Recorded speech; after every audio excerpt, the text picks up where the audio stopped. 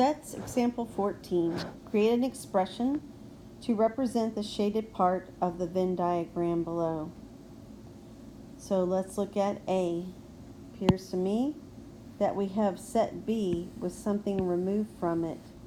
And it looks like we have set B, but we don't want set A in there, so that looks like the difference of sets B and A. Example 14b looks like a complement because I have everything else but a particular region shaded. And this unshaded region right here looks like the intersection of A and B. On the next page with 14c, this looks like another complement as well. Like we have a lot going on there, so I'll put brackets.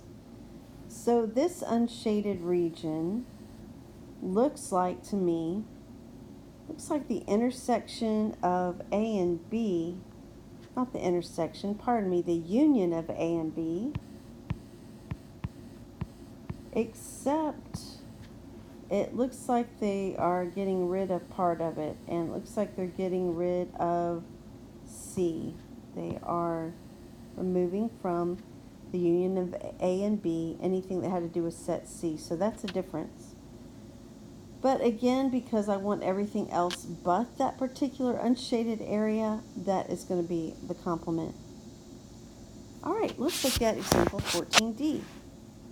In this case, it looks like I can build a couple of regions here. So this particular region right here looks like the intersection of A and B. And I want that along with, so I'll put the union there. It looks like the entire set C.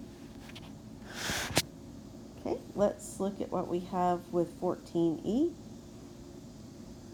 All right, looks like we have set B with something missing. So let's go ahead and put our set B, and we want to take away from that. Well, I can go ahead and put in parentheses, how about A intersect C? Now, I have had some students put the A intersect B intersect C, and that certainly would work. But what I have written will work too.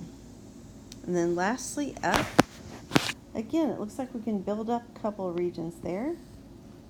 Looks like we have all of set C.